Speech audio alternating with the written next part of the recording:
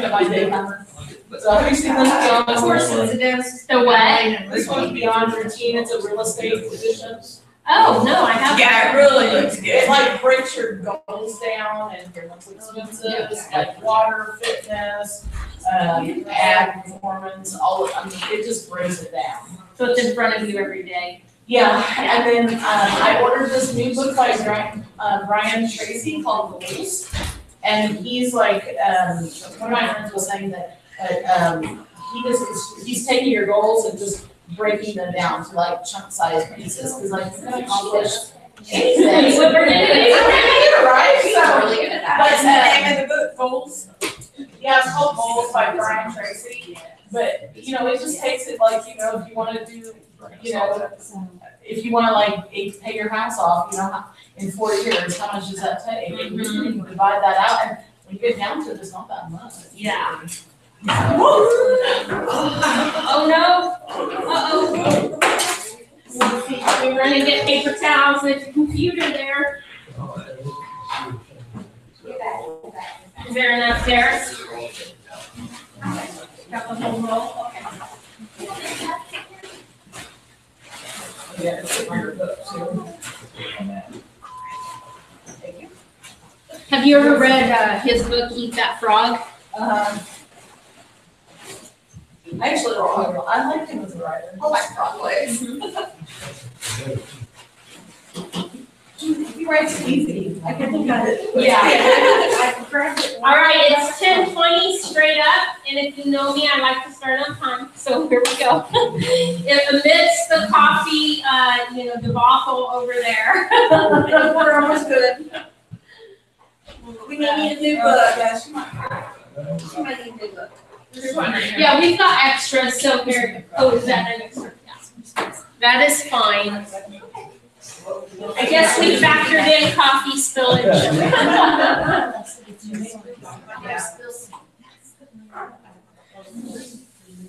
Yeah, it worked. Yeah. Stay. Okay, awesome, yay, very good.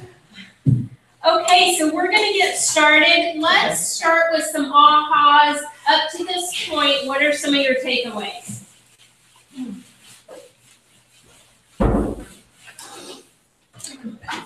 I should have been more serious over the summer. Should have been more serious over the summer. Shoulda, woulda, coulda. Yeah, that's one of those gut check things, right? I'm with you.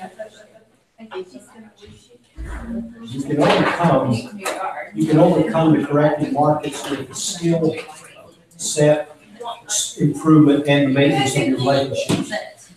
Which is, if you have a solution, Right. you're not at the mercy. My aha was what you were talking about, that right there, your ceiling or whatever. Yes. What you're willing to tolerate your ceiling? Yes, like what am I willing to tolerate? I'm not willing to go below here. Uh-huh. But to get above that, like I'm gonna have to do something a little different that maybe I'm not completely comfortable with now. Right. But I could get that way. And sometimes that is the natural behavior, so the breakthrough is gonna come with the systems involved. So that figures that. What are some other ahas? Do you know why we do the ahas? So when you actually repeat something back, it does something in your mind, and you're 77% more likely to implement it when you speak it out there. And so we will do ahas. It cements what the one thing you're willing to take out of this class and do something different, and so that's why we're constantly checking in. What is your aha at this point? Because if you speak that, now you have a higher probability that you're actually going to implement an action that's going to help you to achieve or get around that type of thing that you've been thinking about that was your breakthrough mindset. So that's why we go through the ahas. So now we're going to talk about the 6 myth understandings. And before I do, I wanted to, how many of you have heard the story about George Bannister and the, not George, Roger Bannister and the 4-minute mile? Many of you. So for years, decades, they had said that it was humanly impossible to do the 4-minute mile. And then this guy, Roger, comes along and breaks the 4-minute mile. And what happened after that? Everybody started doing that. And that's a perfect example of when someone breaks through a ceiling, right? The ceiling was that people said it couldn't be done. And then as someone did it, now everyone believed it could be done, right? And so that's the same thing as we're going through this process today, is to break through. So you know that you can take big goals and pull them through to the smaller goals, which Sandy was talking about on the break, and climb the mountain, to be able to, you know, shoot for the moon and reach the stars, so to speak, within, you know, reason. So we're going to talk about the 6 myth understandings. These are things that, you know, many times we'll say, and we're going to talk about the truth behind it. What is it really? You know, is that 100% true, or what is truth?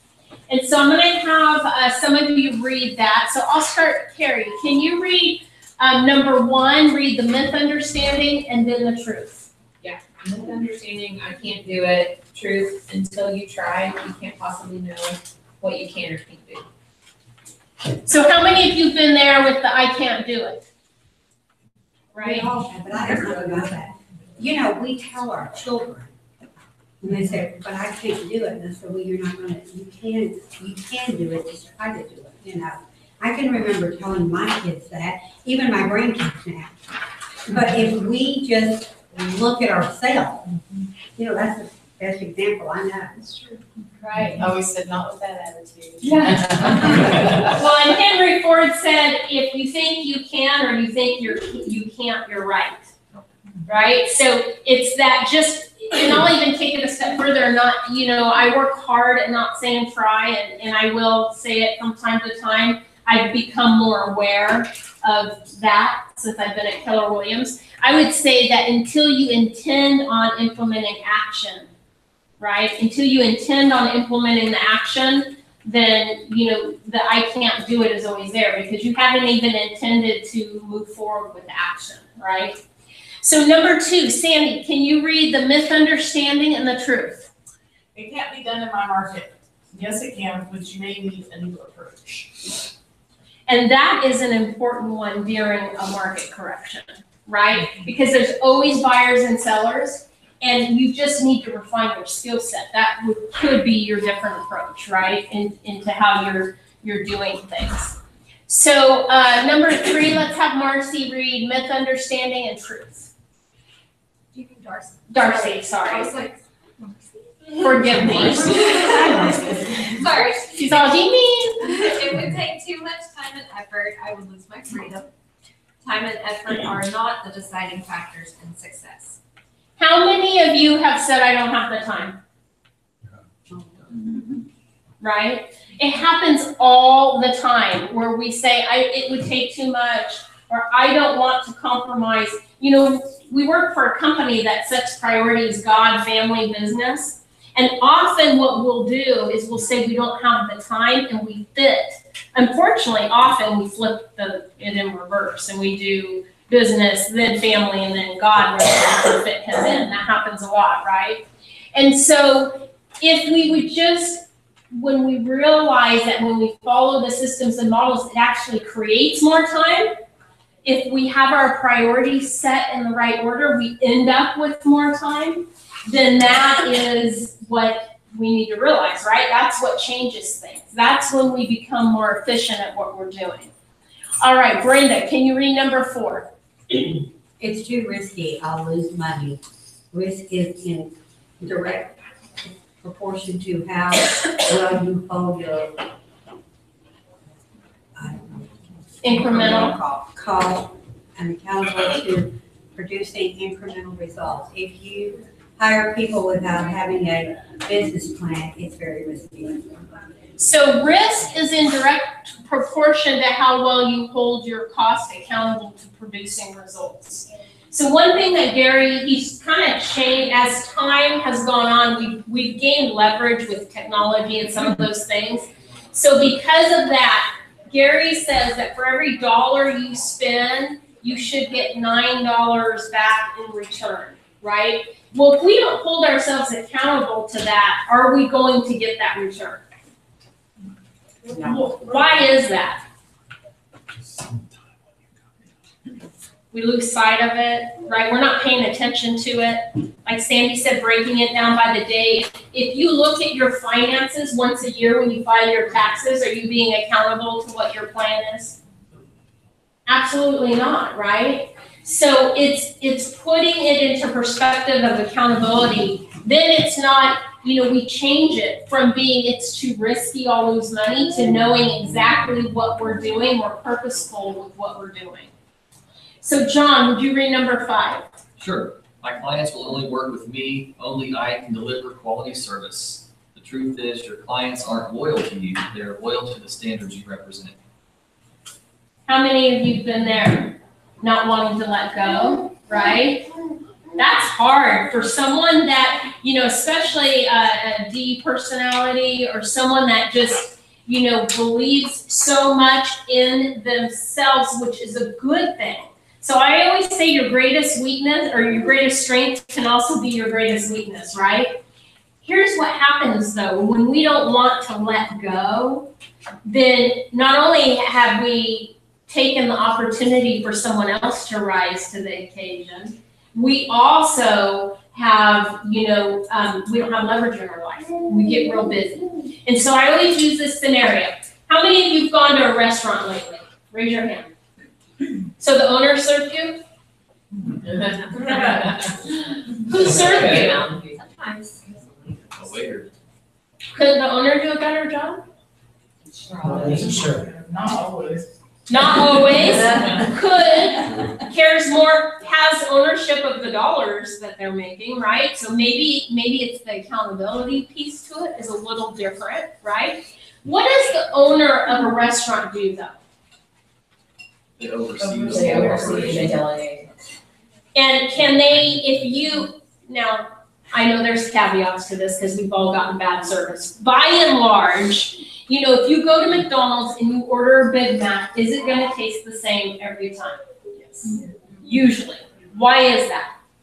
Standards. They have a system, they've set a standard, they've set expectations. Same thing with the restaurant. When they hire people to serve, there's an expectation and a standard behind what that looks like, right? And when people don't follow that standard, then that's when we have bad service and things like that, right? So I would challenge you in your business when you're not wanting to expand and grow and add people, when you get to that level, what I would challenge you on is to stretch the rubber band, to let go of some of the things. If you are doing $15 an hour activities, then you're hurting your income. And we're gonna use a calculator a little bit later, probably it'll come around lunchtime, where we see the difference between what you earn when you have leverage versus what you earn per hour when you don't, right?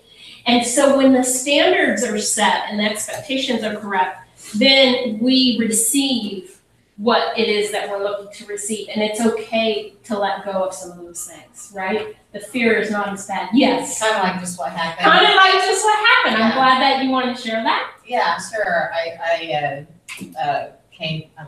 have a client who's having an inspection today, and I have the seller, and she wanted me to be there, and she just insisted. And anyway, so I was going to leave, and after talking to you, I called her and I just said, there will be a representative from our office there, and you really don't need me to be there. And she kind of backed off and said, well, okay, that'd be fine then.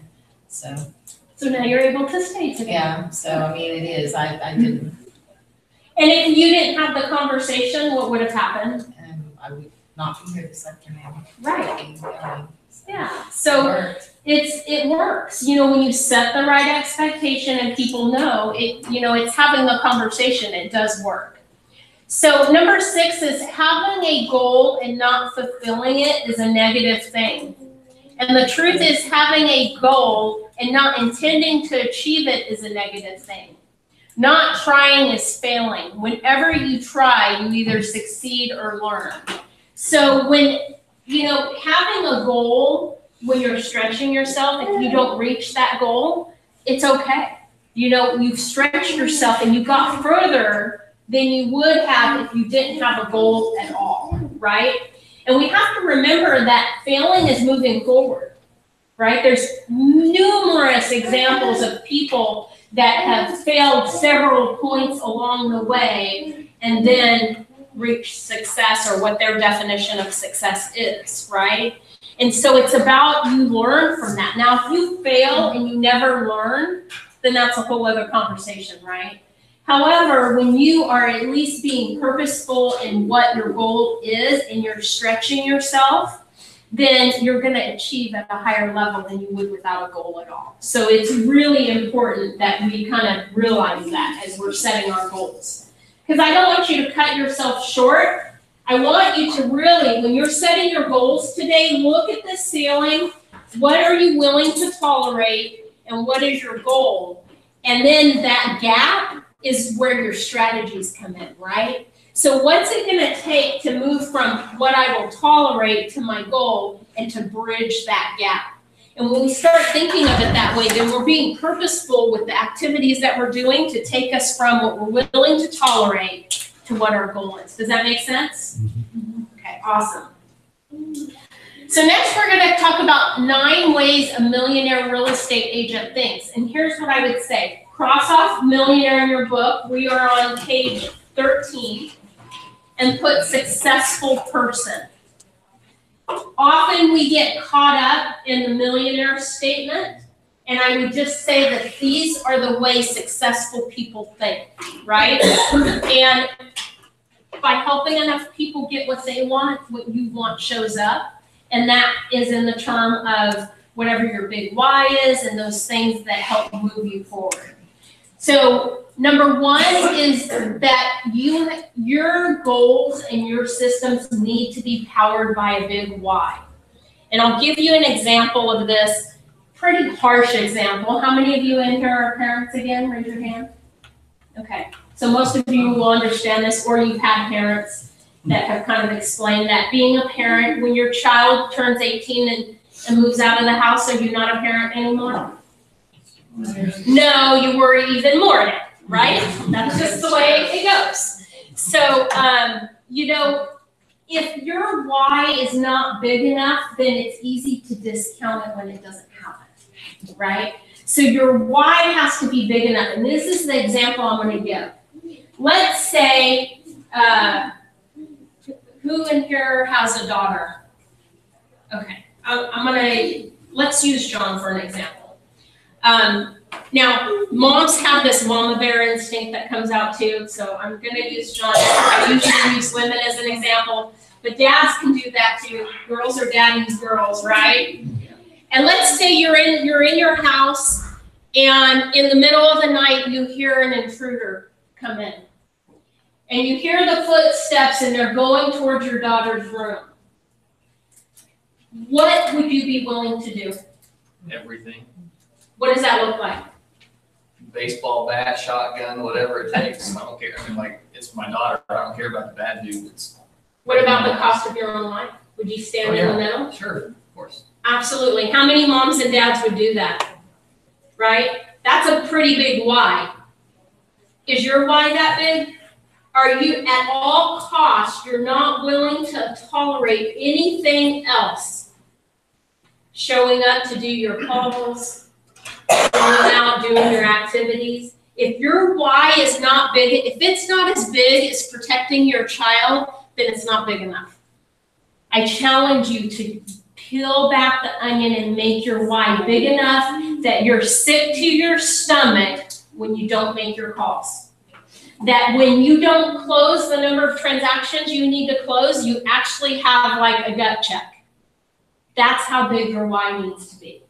So don't have a superficial why, like, I'm going to make $100,000 because life would be good. Like, what's the cost when that doesn't happen? What does it cost you?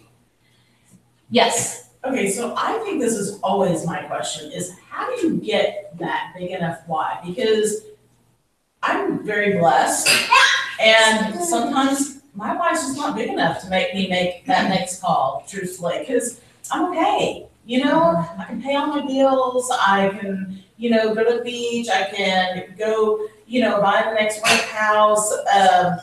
You know, I need to get my why bigger, but I'm not sure how to get it, like, that person who's hungry, you know, that it is like getting ready to lose their house, and there's been agents that they've lost their house and they're never going there again. I don't have that experience. So Right. how do you get that big enough why?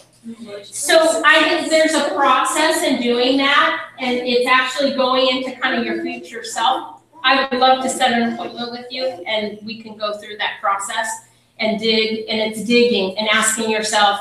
And here's what happens a lot of times is because you have a good life, like, you know, that's our goal, right? Life by design, you're going to the beach, you're doing these things. You're not worried. You've taken your business to high levels. You're very successful by the definition of success, right? So it's really kind of looking at where your ceiling is and determining what the cost is when you don't do things and taking yourself to a future self. If you could have anything that you wanted to have, anything, what does that look like? And kind of backing in, peeling back the onion. There's a whole process to that. So if some of you in here, because we're not, for the sake of time, digging into the big why, is if you tell yourself you don't have a big why big enough that it would put a pit in your stomach, then email me and we need to set up an appointment to go through what that looks like. Because we need to get you there so that you have a big enough why that it drives you forward. You want your why to drive you forward. Now, your why is going to keep you doing what you're doing because you enjoy that. So you operate on pleasure, and some operate off of pain. So I would say, just in conversations with you, pleasure is what drives you. Would that be true? Yeah, and competitiveness and such. Yeah. Yeah. So I know competitive does too. So, you know, ask yourself those questions. That's what this is for, because I'll tell you, if your why is not big enough and you set a stretch goal, you will easily discount what it is that you need to do to achieve it. Because you'll start to justify. How many of us justify in this business, right? You're the CEO, you can give yourself a day off when you want, you're not held accountable to anyone other than operating within the confinements of state law, right? There's no one that's hounding you saying, nope, you gotta do this, you gotta do that. So it's easy being the owner of your business, being the CEO, to say to yourself, well, you know, write that off, that's okay. Next, there's always next year, right? So we want to dig down. If you have that, get with me for sure, and we'll set up an appointment. It would be like a 45-minute appointment, okay? Just so that you kind of have that expectation. You want to have big goals and big models. They think with possibilities. So, you know, if you look at someone that's extremely successful in this business, why not you? There's agents out there making $3 million a year, living a quality life, not consumed in the business because they've invited leverage and they've leveraged out their business and they're taking month-long vacations and things like that. There's a lot of them. So why not you? Right? So it's kind of like looking at it from the area of possibilities, because you can create any possibility for yourself when you set your mind to it. When you even sometimes, like for you, Sandy, setting bars of what others are doing and even going outside of this office to do that at higher levels may be something that's going to help drive the big why. You know, so don't get confined into a certain box, right? Be willing to stretch for the opportunities and the possibilities. The way that successful agents think is they put everything to action. What action is going to give me that result? And they strategize based on actions. They knock their fears down, right? Because fear can be something that creeps in. Even once you knock a fear down, it will still creep in. And I'll give you a personal example of that. So I don't like heights. I don't. It just There's something about it. Even if I'm like on a curvy road and there's like a big embankment, they have a lot of that in California with the beach and, you know, these big embankments. I would even change drivers with my husband. Like, I need to drive because it's on the other side. Like that kind of fear of heights. So guess what I do every year? Skydive. No, not quite that much. Close. For me, it's like skydiving. I do a zip line. You know, high up where you have to jump yourself. It's not like they push you or anything. You have to mentally jump and then jump. And I've done that now for 3 years because it challenges me. It still creeps back in though. This is my point. The fear still creeps back in. When I'm standing on that ledge, I'm like, why am I here? Why am I doing this? This is just like the pit of my stomach, you know, that butterfly feeling and all that comes up. And then I do it, and it's so liberating. Like, oh, see, that's really not, you know, that's really not that big of a fear. You just need to break past it. Well, in our life, fears in this business creep in all the time. And the best way to overcome a fear is to walk through it, right? And that's why sometimes you'll see board-breaking events and things where they have you put your fears on one side and your goals on the other. And it's the symbol of breaking through the board to go past your fears to your goals. And so when you have fear creep in, it's time to mentally jump through it. Mentally take that jump on the zip line to get past that fear. Because successful agents, they operate without fear. And the only way you can do that is to make sure that this guy who's throwing the fear at you gets knocked to the side. Progress, they're always moving forward. So when you have a written plan, how visible do you think your progress is? It's very clear, right? Clarity is power. When you know your numbers and you know your activities and what results that's generating, then you can back it in. So the example I gave earlier where I said you need to know how many calls to make. So let's say you know that you need to make 20 calls to have 5 conversations a day. And so let's say you're making 20 calls a day, you're having 5 conversations, so you're having 25 for the week, and you know that for every 5 conversations you have 1 appointment. So now you've got 5 appointments for the week, and you're not hitting your goal. What do you now know you need to do? If you're not going to refine your skill, what do you need to do? You're going to make more calls. Do you know exactly how many more to make? You do. If you're following, because numbers are like a trend, right? So now you know if you have a gap, okay, I've got a gap. I didn't hit my numbers last month. So now instead of making, 20 calls a day, I need to make 30 calls a day. And you know. And so most often what happens, not only do you fill the gap, it kind of starts to build momentum and you even increase it more. At least you know though, if you're not tracking your numbers and you don't have a plan, are you ever going to know what it's going to take when you have a gap in your business? You're not. You're not going to know, and that's where agents get overwhelmed and then they don't do anything. You competitively and strategically, successful people think competitively and strategically.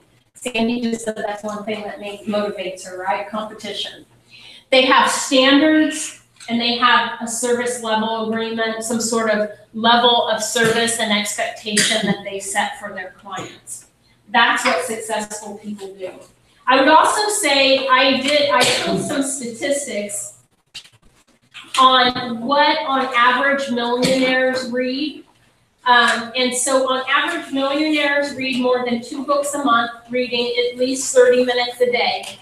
The top 5% of the people read the 2 books or more. CEOs, are we all CEOs of our own business? Mm-hmm. Read 4 to 5 books a month. Bill Gates reads 50 books a year. Okay?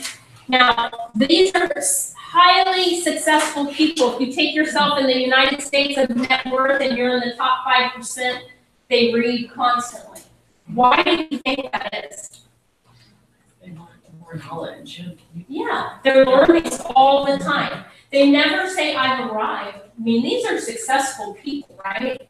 So no matter where you're at in your business, if you're doing less than 12 units, you have the ability to double and triple that. If you're doing more than that, then you have the ability to increase that, right? We never stop learning, and books is a great way to learn. So I'd say if that's something that starts somewhere. You know, Diana Kokoska says she reads 30 minutes a day, and that's kind of what she does at night. And that way she's always, you know, getting through books and things like that. 30 minutes is a pretty small amount of time to invest. I know people that will set a certain, I'm gonna read this many pages a day, and that's what they'll do. Set a goal for yourself of what you're going to pour into you, because what you pour in is what's going to come out in your actions and your abilities. Successful people are willing to do what others won't, right? Successful people are willing to do what others won't, because success is simple and it's just not easy. Page 14, we're going to go through the 4 models.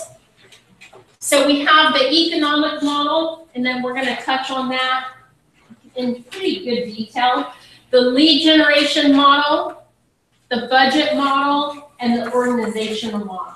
And those are the 4 models that successful agents use on a consistent basis. So you can find that information in the MREA. How many of you have read the MREA? Raise your hand.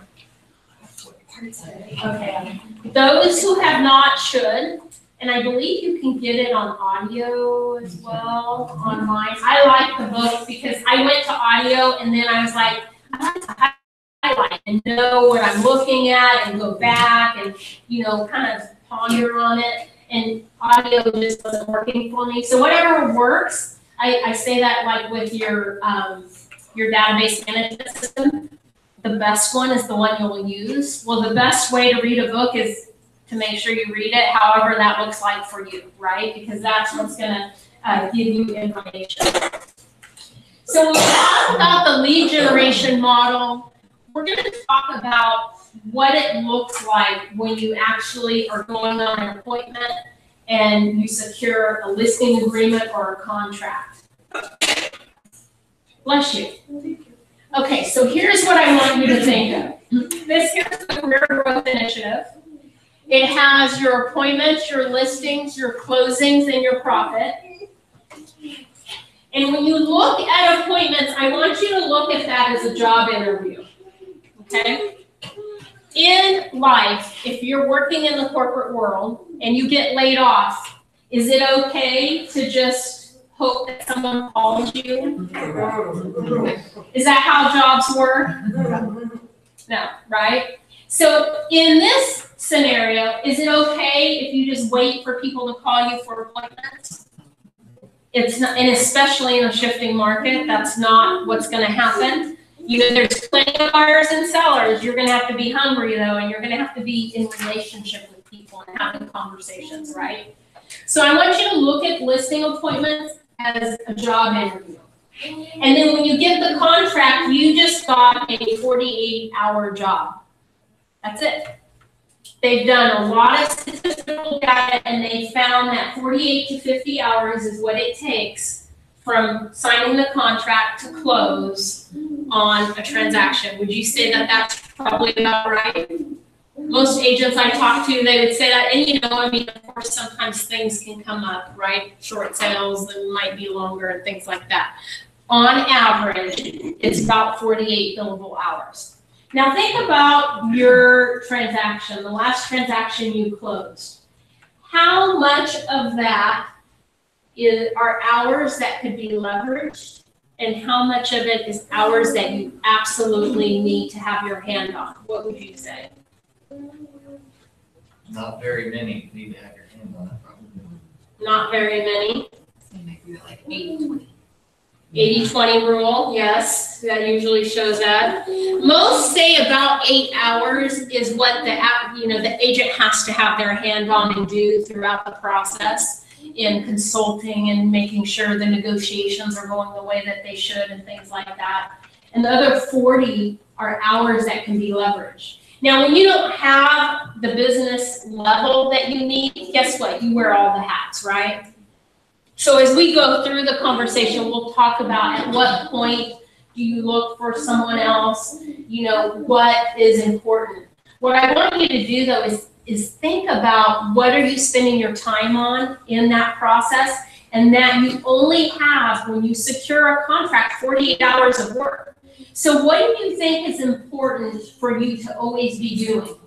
Finding the next job. Finding the next job. Because if you came home and told your spouse that, great, you know, I got laid off, I found another job, I have it for 48 hours, what do you think they would say? Yeah, probably wouldn't go over too well.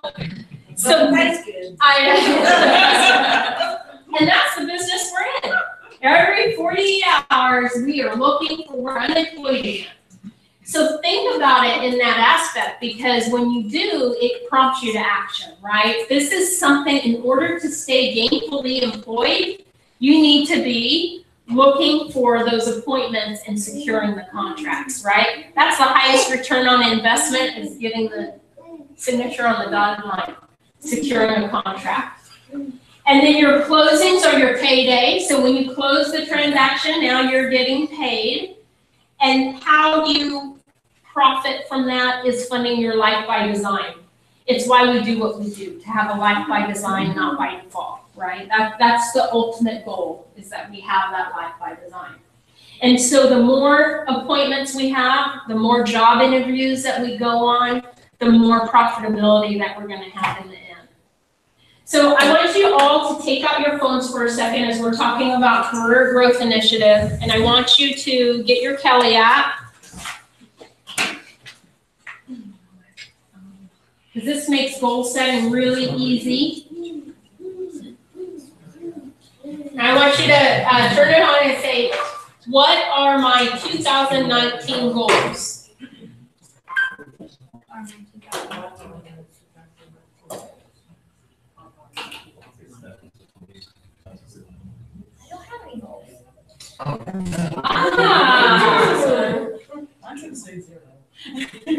Yeah, so you can actually update your goals right here on your phone. So when we're done going through what that looks like for you, you can actually hit update goals, and you can update right here on your phone, and then you can see where you're at on the phone as well. So if you talking to Kelly again and say, what are my listing appointments? What are my listing appointments? Update my listing appointments. Mine says item, so I'm sorry to say that. It should say update my listing appointments. Update my listing appointments. It'll pull the screen. Everybody should have this. Update my listing appointments. I can't answer that on your iPhone, but you can find it in the activity app. You can also type things in if it's having a hard time, capturing your thoughts. I'm sorry, I can't update your request. So what happens is you can update your listing appointments when you're in the field and you have a listing appointment, you can update it right there, yes. I'm just gonna be smart. There's no 0 option. It's 1, 2, 3, or 4. Yeah, exactly, because why would you pull it up if you have 0? It's just, it wants you to update. Kelly, it just comes up blank. If you might need to type it, if it's not recognizing your voice, but it'll come up like that. No, I mean, I can't, I don't know how to find anything on it, Are you like, yeah, that's. Okay. So you need to have in your settings, speech recognition. See, if you guys need setup for speech recognition, things like that, see Janae, and she'll get with you on that, because I am purposeful with technology. I know just the little pieces. So if you're having difficulties, there may be some settings on your phone that's not recognizing your voice. However, you can type it in also. Like, how do you get past that though? See Janae, because that is not my expertise. I wish I could help you on that. Like, once it tells you your settings. Like, it won't, it's not coming back to you or anything, there's nothing in Kelly, it just comes up a blank screen. Like, I went into it and it just comes up. So during the break, we'll see if we can get Janae, if she's in here, to come in here. All right, so using Kelly, with the exception of you, is really easy. And you just really talk in there and you can update everything right there, right from your phone. So you don't have to sign into your desktop, you don't have to do any of that. So think about how valuable that will be when your goals are in here and you're just going in and recording your listing appointments. And then Winmore is gonna record your actual listings taken, your profit, all of that automatically happens. So all you have to do is update your goals and tell it every day what your listing appointments are, right? Or if your goal is to have 2 listings a week, then you would update it at that point and you would say how many listings you've had so far for the month, okay? This is the wall of value in the middle. So these things don't happen when you don't have a wall of value to point to your clients for, right? So wall of value looks like this: your skill set, being the expert, knowing what's going on in the marketplace, having the language of real estate. Those are all things that are going to be your wall of value, right? So you want to ask yourself, what value am I adding to the people that I'm having conversations with? And be able to identify what that value is that you're providing, right? And a lot of it is through the systems and models that we have, you're able to provide value. Know what that is. Because like Sandy said almost at the very beginning, is when you can articulate the value that you have for the clients, that's when you don't have to worry. That's the skill set. If you don't have the skill set, it makes it very hard to articulate what the value is that you're providing. And they want to know that they're receiving value from you, and that will truly set you apart from other agents that are in the business that don't have skill set, right? And everyone can have skill set. It's, are you determined to do the activities that are going to take you there? Okay?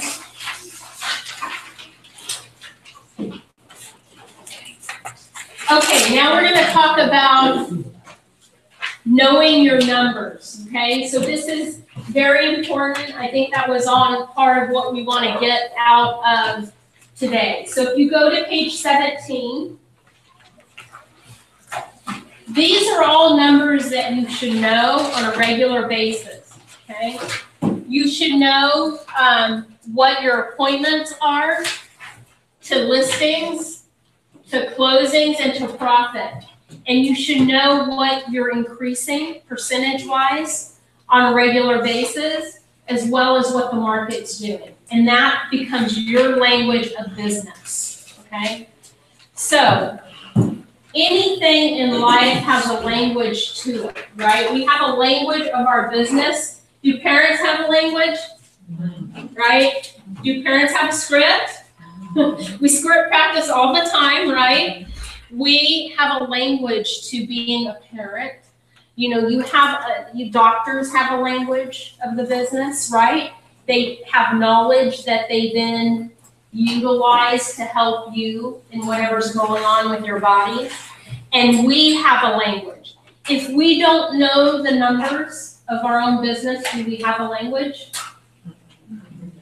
We don't, right? Now, are we then relevant to the client, or are we not relevant to the client?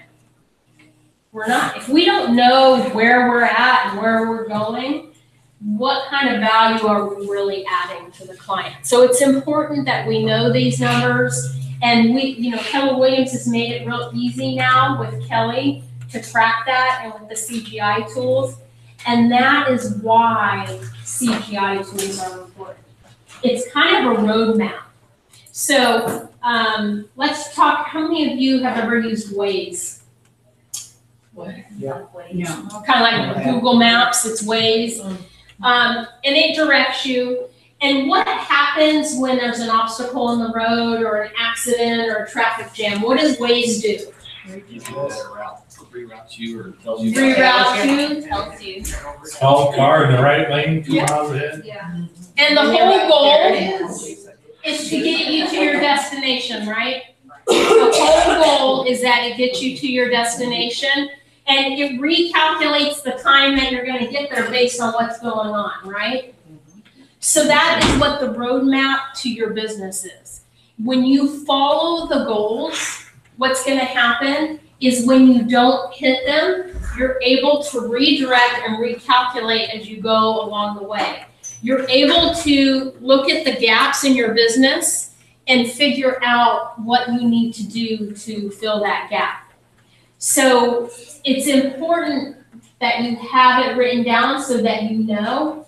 Now, to have it written down and not look at it, is that gonna help you? No.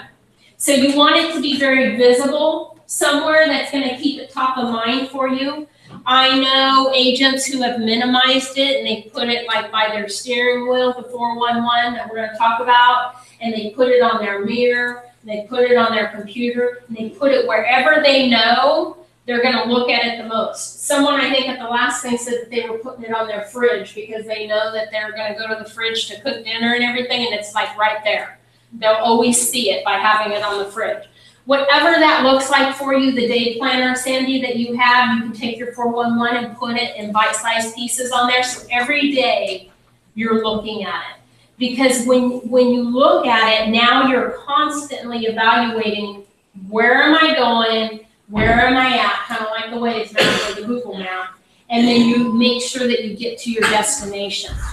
It's much easier to recalculate the route when you veer off a little bit, daily and weekly. It gets harder now by the month, and then it gets even harder by the quarter, right? And then before you know it, the year's over. How many of you can believe it's almost December? December's just around the corner. Doesn't it seem like it was just the beginning of the year and now here we are, right? And so life happens, and that's why it's important to have your goal written down. What are some ahas so far to this point before we get into the economic model?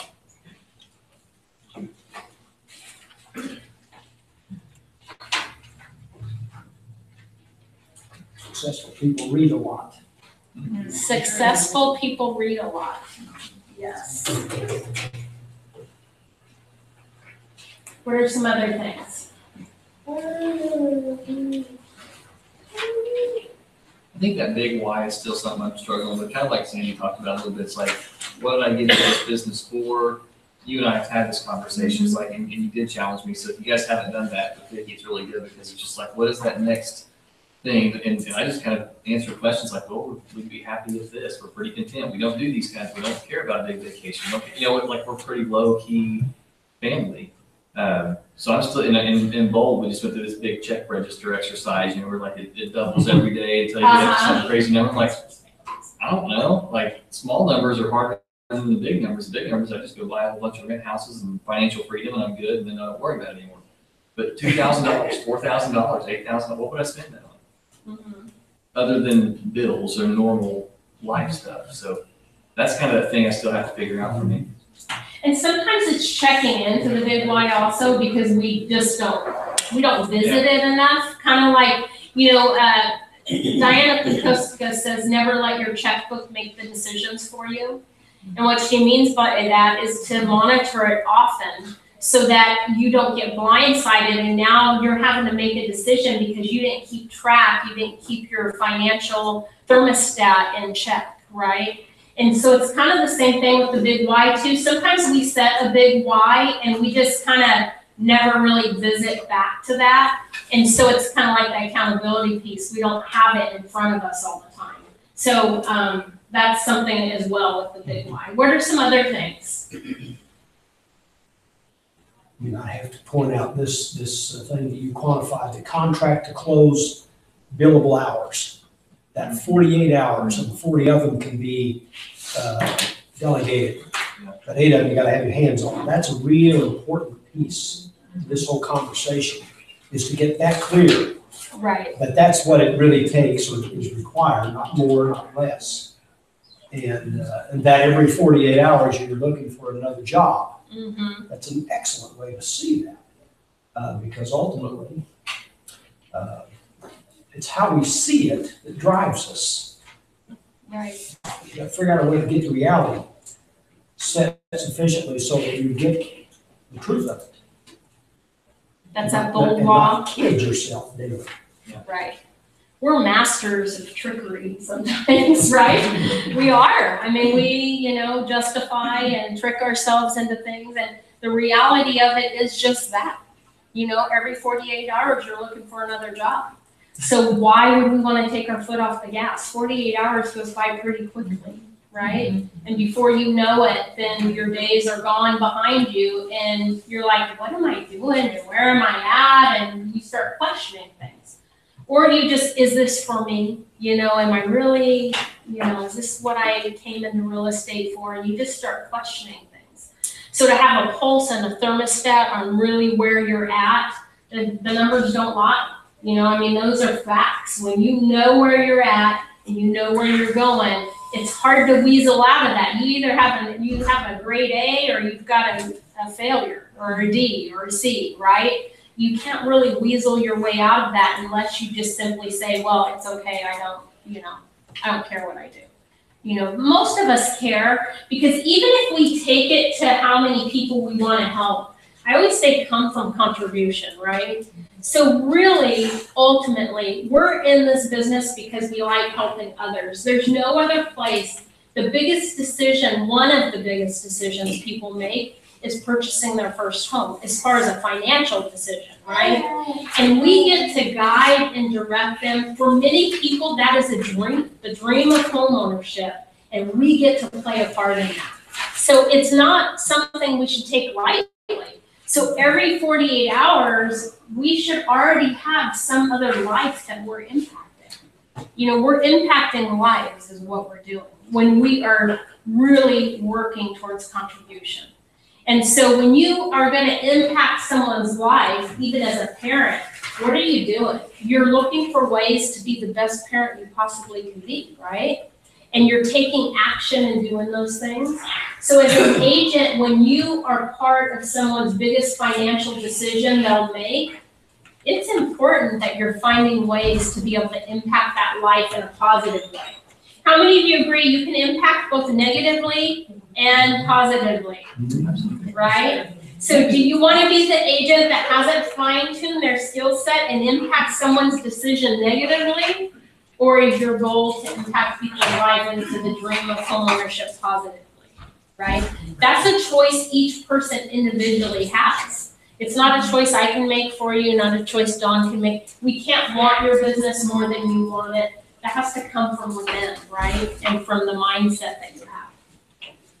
So let's talk about, we talked a lot about utilizing the CGI tools. We're gonna now talk about the MRE economic model. And this is gonna be, we're gonna get into it right before lunch, and then we're gonna break for lunch in about 15 minutes. And I'm gonna warn you, this part of the process can be overwhelming, okay? So I'm gonna go really slow. We're gonna have you start to put some numbers down as we go through the process. And the reason why it becomes overwhelming is just because you're working to figure out what it is that you want to put down, okay? If you haven't put your goal in place. So the example that they use in here is a 2.4 million gross commission income model for a millionaire real estate agent. And so we're going to talk about what does the GCI look like both from a listing perspective and a buyer perspective. So you're actually going to determine what your business is going to look like. Now I'll challenge you on this and tell you for every house there is a what? Buyer and seller. A buyer and a seller, right? So if you're going to select your business to be a split different than 50-50, okay, and then I would challenge you that you're leaving money on the table, because there is always a buyer and seller for every transaction, and you really should have a balanced business, or at least be in the direction where you're starting to have more listings and now you have leverage for the buyers, right? So it's okay to be working towards expanding your team. Then you want to invite leverage into your life and have a buyer's agent, some other things. We'll talk about that. And then we're going to talk about your total cost of sales and your operating expenses, okay? So total cost of sales, really is things that happen at the sale. Okay, so an example of that might be paying a referral fee, right? That happens at the sale. It's the cost of doing business. If you have a buyer's agent, that cost would be the cost of sales, okay? And then when you have operating expenses, that's gonna be like your marketing, all of those things. Now, cost of sale would also be your cap, royalty fee, all of that is cost of sales, okay? It happens at the close of the transaction where that money's being split off. And then the operating expenses, just doing business and some of the things that you have in your budget. It's really kind of following the budget. Does that make sense? Does anybody have any questions on that? Because that's going to be key as we move forward. Any questions? Okay.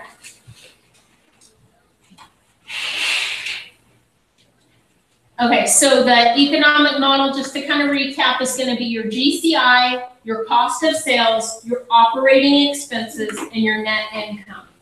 Okay, so that's going to be the four models. I'm on page 23. Okay, and here's what I'm going to tell you as you're starting to set your goals is focus on units. Units are your capacity. Can you control the average cost of a residential property? You have no control over that. As much as you would like to close more $300,000 homes, that's not the average here, is it? It might be in some areas, right? Now, you could close more of those based on, how you're marketing and things. It's just you don't control what the average price is and what the average sales price is. So in a market that's shifting from a seller market to a buyer market, it's really important that you're focusing on units because that's the only thing that you can control. You can control it by your actions, your plans, your activities, the things that you're doing. That doesn't affect the sales price of the home, right? So as you're doing your goal, I want you to focus on units as your capacity. Also, the strategies involve things like the activities, okay? So for your activities, you're gonna have how many calls you're gonna make, what are the number of conversations that you're gonna have. A conversation is defined as they know what you do, they know that you're in real estate, and you're having that interaction with them about that, okay? That's a conversation in real estate, not just, hi, how are you doing, right? And you could say that, however, it needs to be deeper than that, right? So it needs to be a conversation about real estate buying or selling. And then how many appointments, okay? And I want you to look at a couple things when you're looking at leads that you're generating. I want you to look at the effectiveness of your presentation. Do you have a refined listing presentation? The quality of your leads. Are you going out on leads that you haven't qualified, right? So, that could look many different ways. You could be spinning your wheels going on appointments because you never got to clarifying the quality of the lead. Are they ready to buy or sell in the next 3 months, right? Versus a year and a half from now. I mean, are you really getting that qualifying down? Have they qualified with a lender when they're, looking to buy? You want to make sure that you're qualifying your leads. And the consistency of your follow-up. So you want to have measures in your planning that relate to consistency, okay? So the 3 key areas of focus are your numbers, your appointments, and your conversion rates. And you don't know that if you're not tracking all those things that I just talked about. Okay, now I want you to take a look at the chart on number 24. And I want you to look at this. I'm going to give you like 5 minutes to kind of go through and look at it because this is essentially what we're going to be doing with your business. And I want to make sure that you have an understanding of how they break it out. Okay, so I'll go ahead and give you 5 minutes to review that on page 24.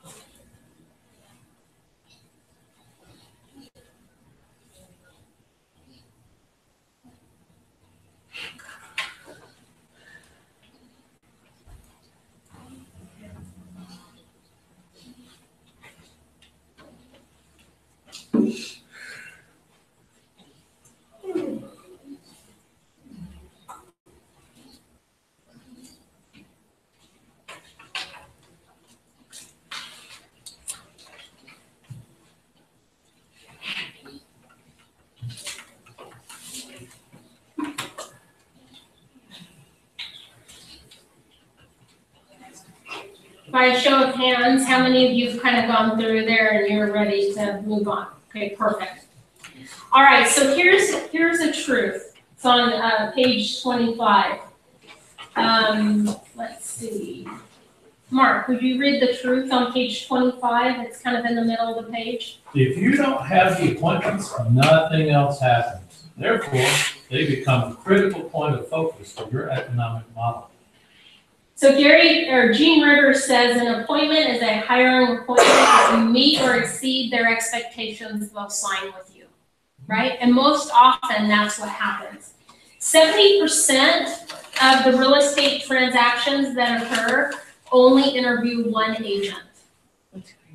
Okay, so, and that still holds true. That's from the National Association of Realtors. That's their statistic.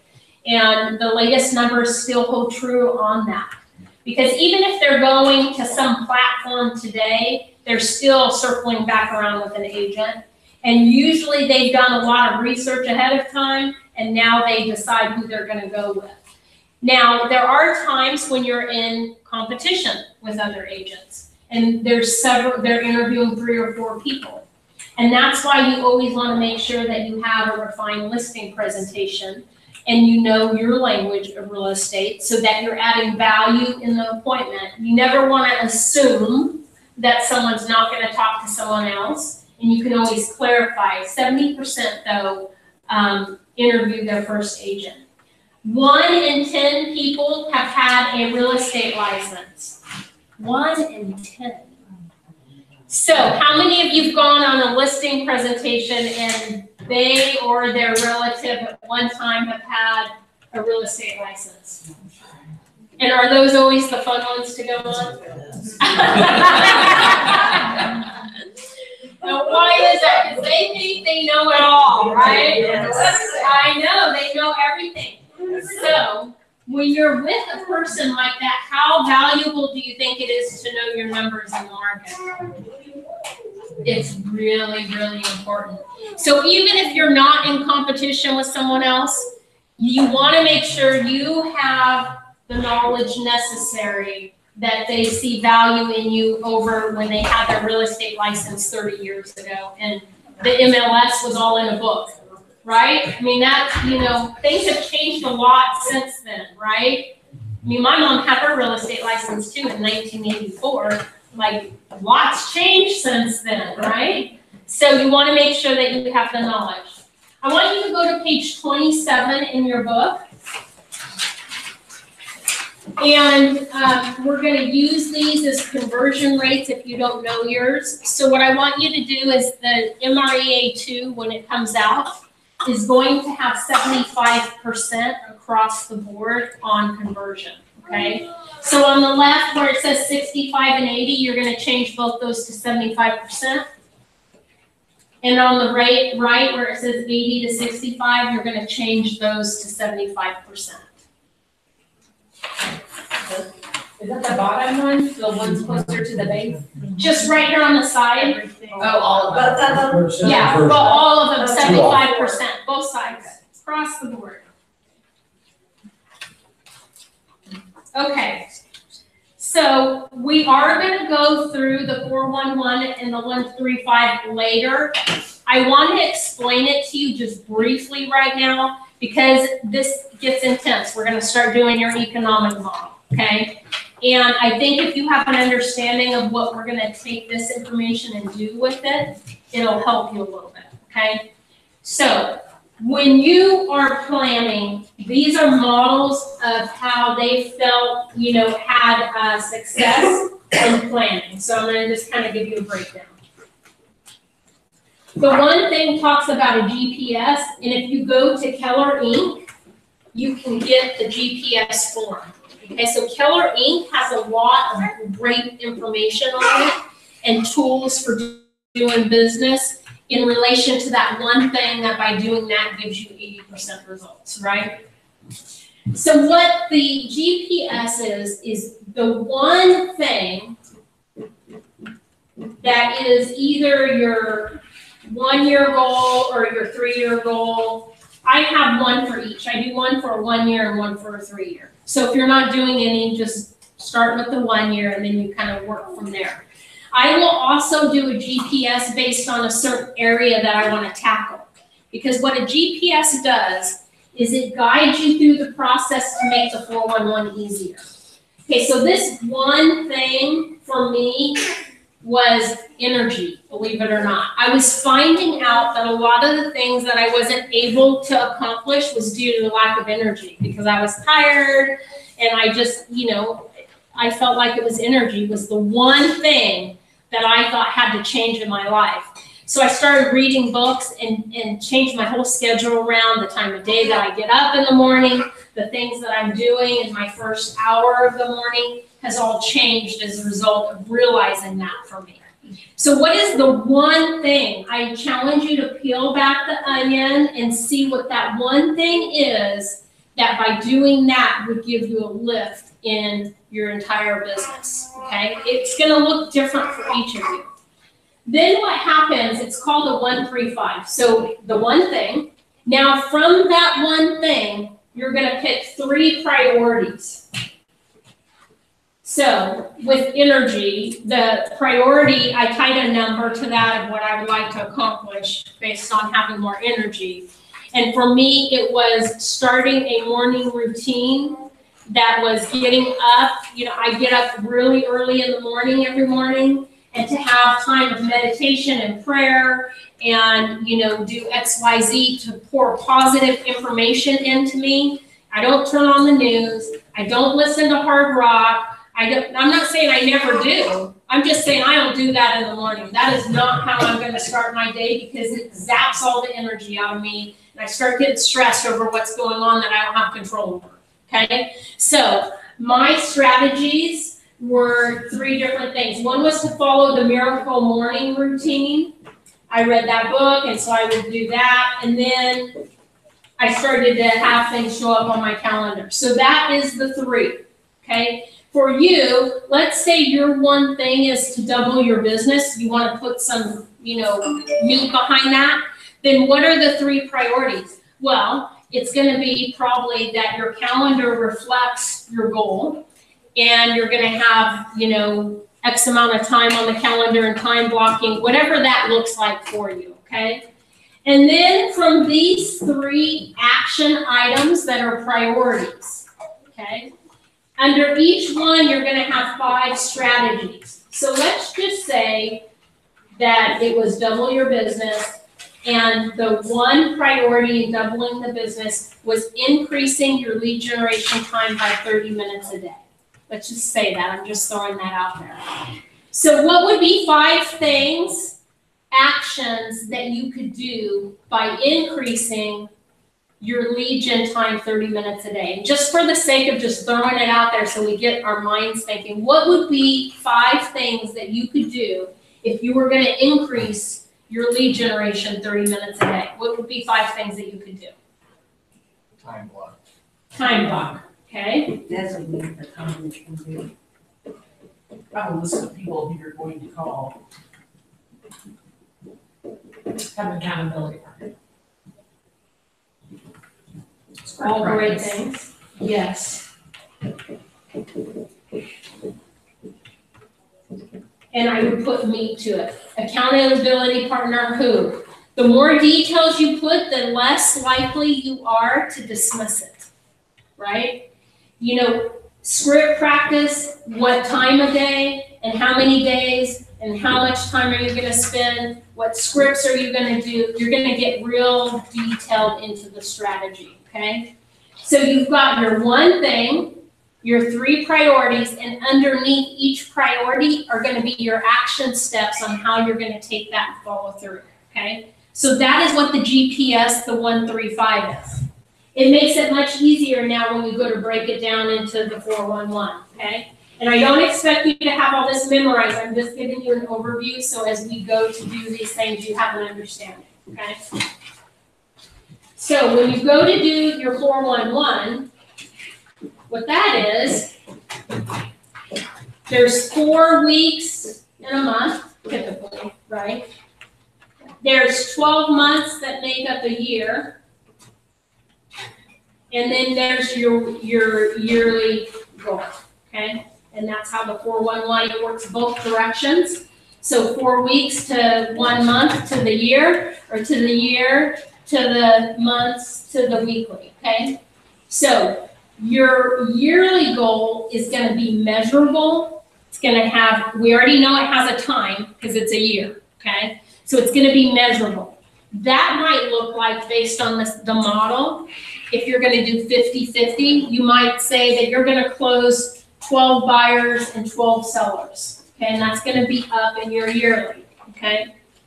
Well, what that means, if you're gonna do that, then that means that you're gonna have 1 buyer and 1 seller each month, and that's gonna be in your monthly, okay?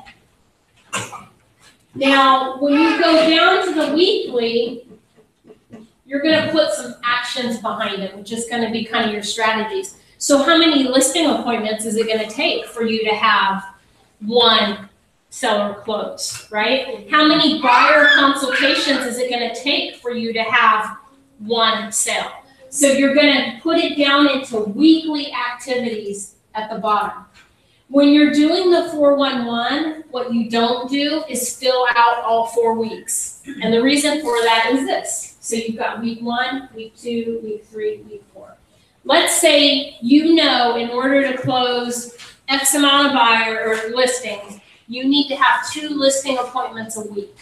Okay, so let's say that you know that. You're gonna have 2 listing appointments a week, and you're gonna make 20 calls a day, so that's gonna be 100 for the week, 100 calls, okay? And let's say you get to the end of the week and you did 80 calls and 1 listing appointment. What's gonna happen next week? You gotta fill the gap, right? When you do this process, guess what? You don't veer too far off. If every Friday and throughout the week, you're looking at your strategies and you come up short, when you're looking at it, if you come up short, it's not gonna be by much, right? 2, when you come up short, then you've got your strategy to fill the gap, and you're always paying attention to where here you are ways you're recalculating, right? You're recalculating to get to the destination because these 4 weeks are gonna equal the month, and that month is 1/12 of the year, right? And so if you get too far off the beaten path, it's very hard to get back on. So that's why the 411 is extremely important. So I'm gonna show you my 4-1. It just so happens it's the end of the month, and so mine does have all 4 weeks filled out. I'm gonna show you what I do with it. How do I X out of here? It just escaped. And then, oh. So what do you typically do as you get ahead? Do you revise your goal? You'll see, because I actually got ahead and I kept it. So I don't go backwards, I just keep moving. That's me personally, because I have a hard time like taking it back. Just, You're going on vacation. Now here's what I will do though. When I'm going on vacation, I will do that. I'm like, okay, I'm doing 60 calls this week because I'm gone next week. Same thing. Some of you have activities in the summertime that you're gonna do because you have a life worth living, God, family, business, and your family's gonna come first in the month of July. Then what you wanna do is figure out what you wanna do and divide it by 11 instead of 12. And then put that as your monthly goal. Because then that way, right out of the gate, you're already ahead. What most people do is they go, oh, okay, that means X amount per month. Well, not if you're working 11 months out of the year, it doesn't, right? It's like a school teacher. That's smart. So then you just divide it into whatever months you're gonna commit to the business fully. And now you have a new monthly goal and it's gonna be higher, except at the end of the year, you're gonna reach your goal. Does that make sense? Okay, so let me show you what mine looks like just as an example, because sometimes it's better if you can just see something.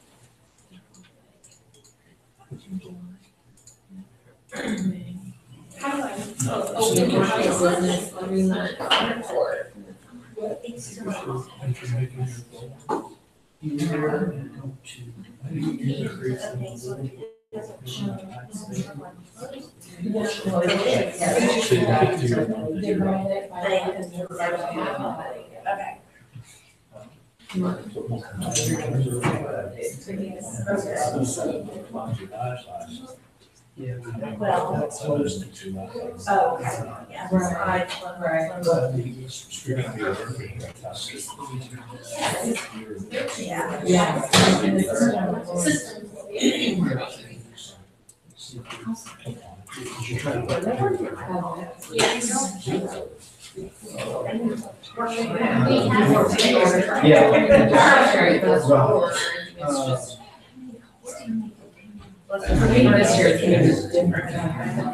Obviously, mine needs to have technology on there.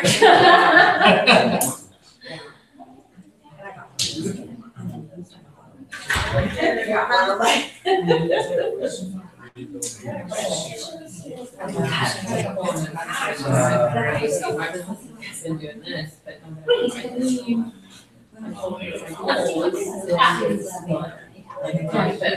Yeah.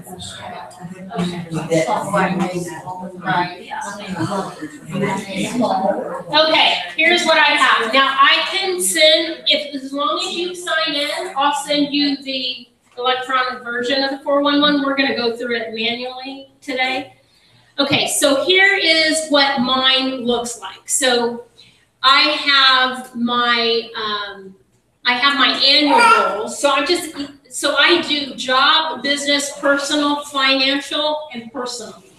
So you've got your job are the activities that you're doing in your role, and business would be things like, for me, it's teaching, setting up system for new recruits, refer producing agents to MAPS, become MAPS coach by year end. That's one of my goals. And I already finished step 2. I actually did that yesterday.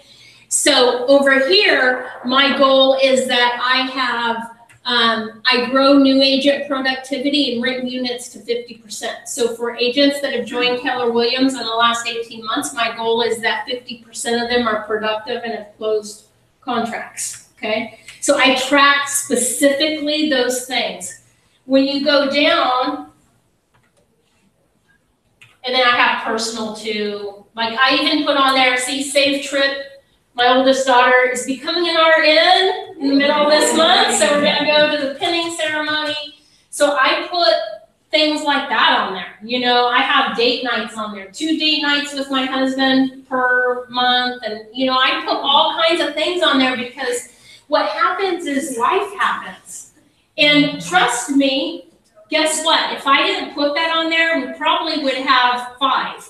We still aren't at goal, but at least it keeps me thinking in that direction so that my family doesn't suffer. They're part of my plan and my goal, and they're the second most important thing, right? So then I do my monthly goals. So here's an example. So I was going to grow the pipeline in the first for the month by 20, and we're at 30 months to date. When I did the weekly, see, it goes week.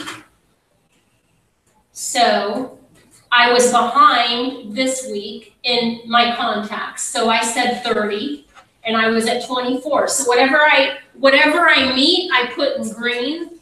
And whatever I didn't meet, I put in red. For me, I'm very visual. So it sends that message like, oh, I don't like to see a lot of red, right?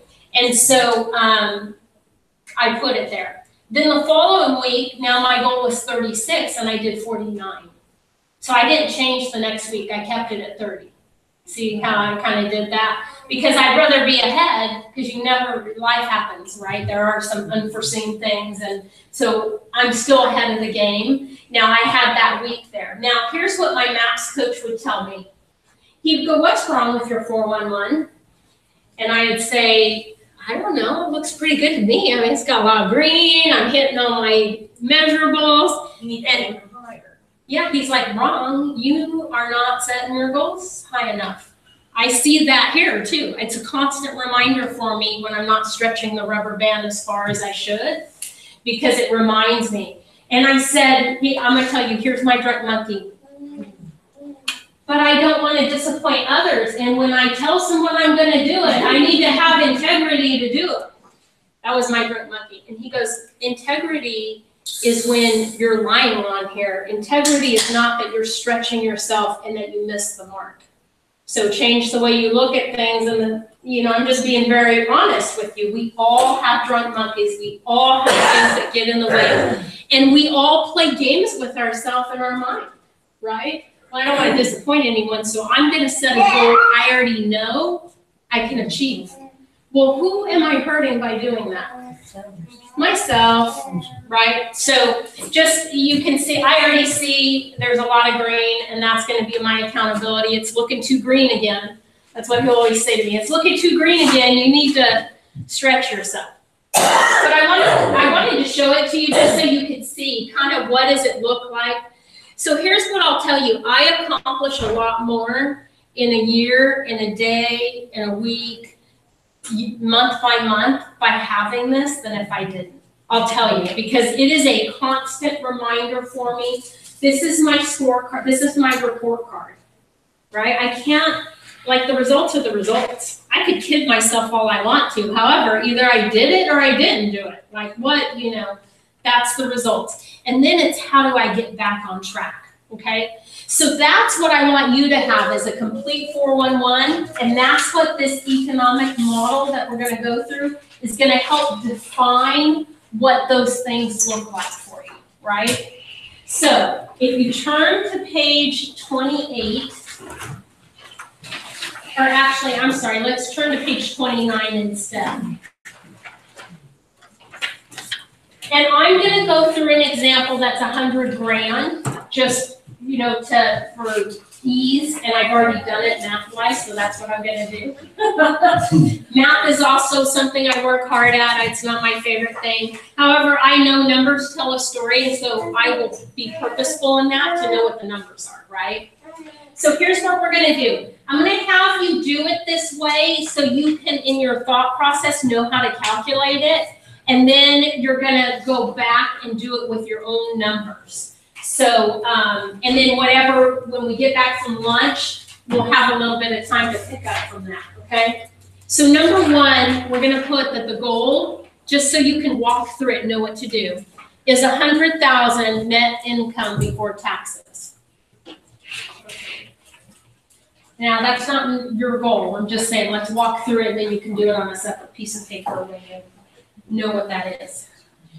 So what happens is, when you want to net something, what do you think you have to do with that number? You got to gross it up, right? Because what we want to net means that we need to gross it. Think of it as a net sheet for a client, right? A seller. If they want to net something, there's expenditures and things in there, so you know that you need a certain sales price in order to do that. So in this case, because it's 100,000, it's going to give you a guide depending on your goal, what you're going to divide it into. So if it's 100,000, it says you need to divide it into 0.55 to get your net, which is going to be 181,818. So test that out. The correct answer is 181,818. You want to make sure that you know, because you're going to have to do this on your numbers. So I just want to make sure that there's a level of understanding.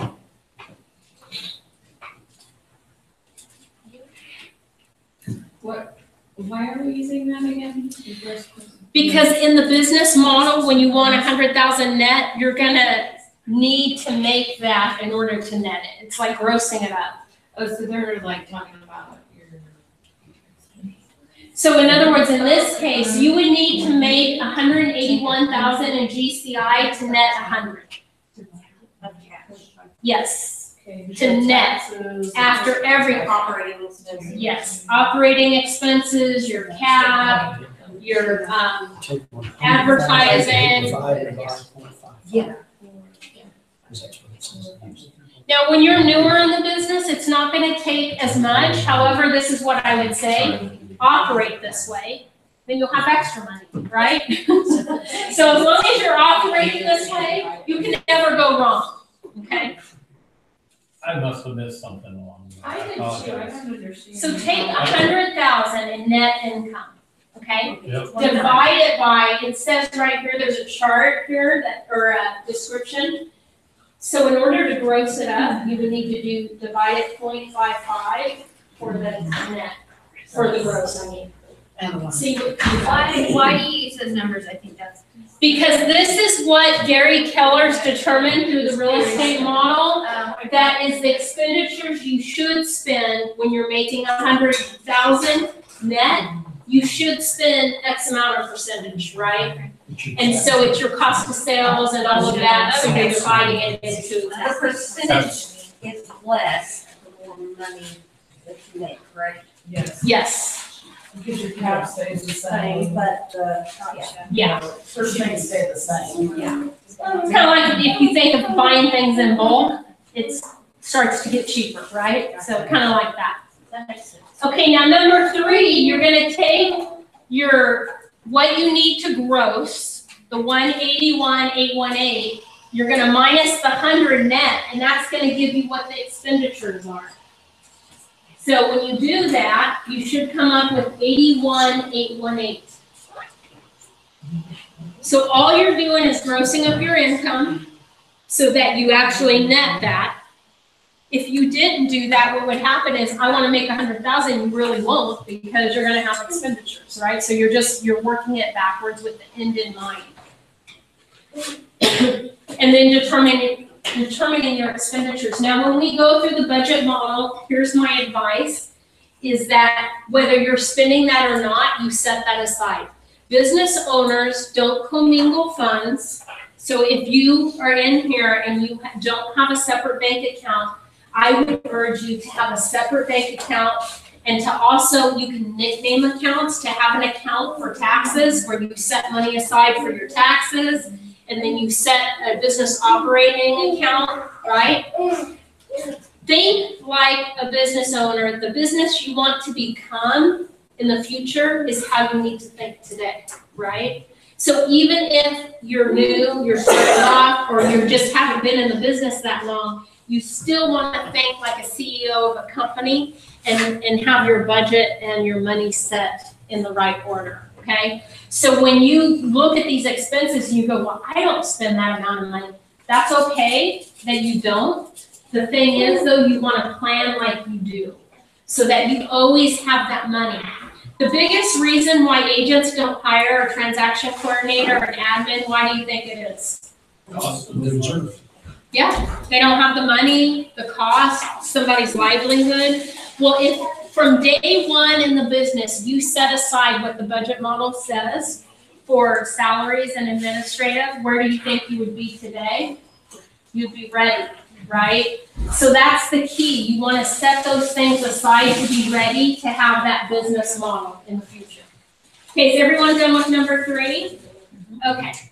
The next thing is, now, when you break it down, so the model that I did was 50-50 on each side. 50% of my business is sellers, and 50% of my business as buyers.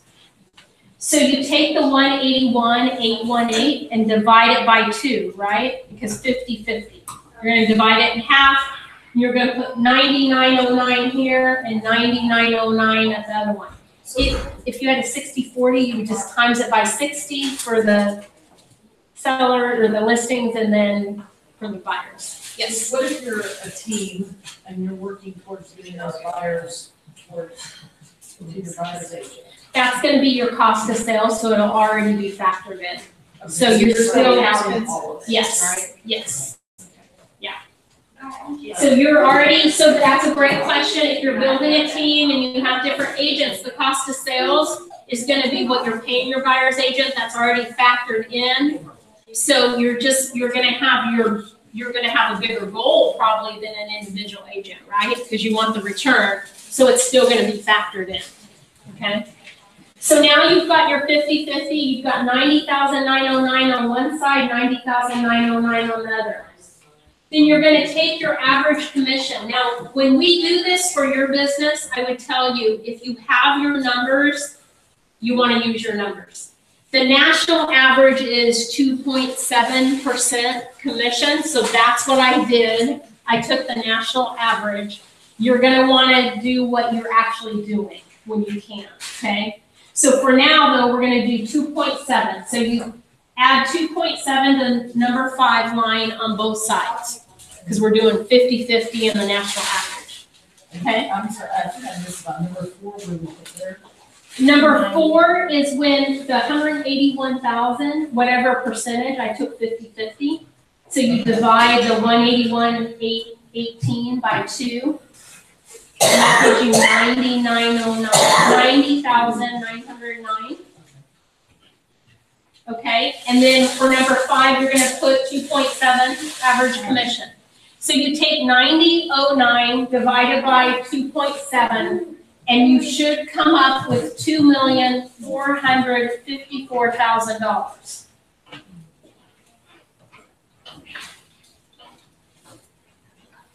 It's 90,909? Wait, say that For one more time? 90,909 90,909. divided by 2.7. Divided by 2%. Oh, okay, divided by 2%. Why? Oh, is it 3? I got Sorry, I changed it. 67. You're right, sorry. Well, the 3. I changed it, I think. Okay, Okay. 3,367,000. On each side? Yes. So then I don't, so you divide it. Okay. Divide sign, put 2.7%. So 3,367,000, sorry, I did change it, and then I didn't change it back over here.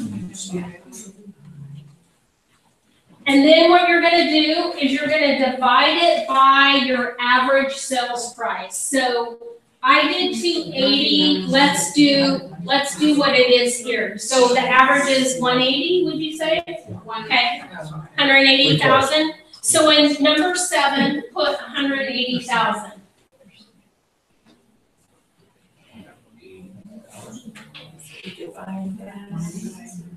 So then you're gonna take the 3,367 divided by 180,000. And that's gonna tell you how many units in number 8. So what did you guys come up with? 18.7. So 18.7 units is gonna be what it takes in closings on buyer and seller side to get you to that number, okay? Now, the national average for conversion is 0.75%, okay? So what you're gonna do is you're gonna take that and divide it by 0.75%. Is it 0.75% or 75%, which is? 0.75, 0.75%. 0.75, yeah. So it's Okay. 75%. It's 75%, Okay. but I just did 0.75 instead of the percentage sign. So it's 75%, however you wanna calculate that. 24. Yeah. So that's right. And what you're doing there is because it's gonna take you more appointments, right? To get the actual listings closed that you need to have closed and the buyers. So let's say taking 25. Yeah. And then you divide it again by 0.75. Assuming that you get 75%. Okay. Whoa. Okay, so We go back to number 9. So number 9, so you go 0.75 divided by 4. Divided by 0.75. Yes. And if you do that again, you're factoring in the conversion, okay? Then do that again. 0.75. Did you get 33? 25. Okay. 18. Or 11 if you want. Yeah, and then you do it again. I got 33. Yeah, that's what it's all.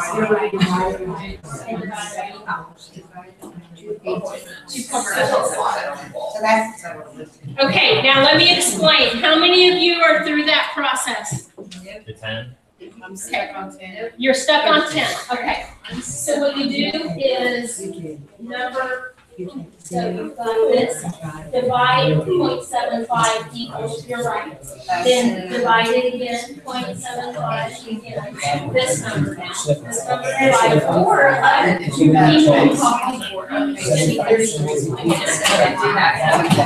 And then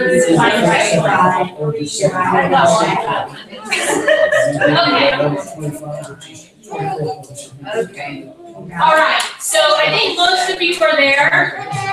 At the very end, what happens is you factored in your conversion ratios, your number of appointments that it takes to actually get into contract and then close, right? Because the way that it works is it takes so many appointments to get a listing. It takes so many listings to actually, there's a fallout rate on listings also, okay? So that's what your total number of appointments need to be. So you took that total number divided by 12, and what was it on each side? 2.77. A month, right? So how many listing appointments is that a month total between seller and buyer? 36. 6. How many is that a week? Yes. 1.25. Is 2 listing appointments a week realistic? If you're doing what you're doing. That's if you're doing what you're supposed to be doing, right? So what I want you to do, we're gonna have our sponsor come up, and they brought us lunch, is when we get back, I want you to have your numbers and go through this process for you. Then we're gonna share about it, okay?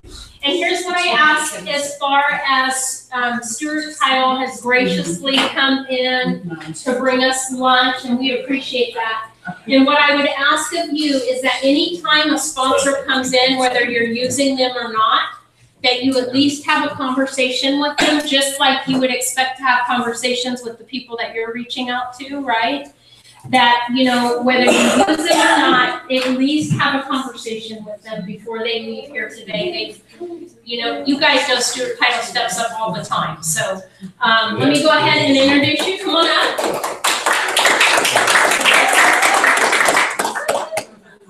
Thank you so much. Well, thank you very much.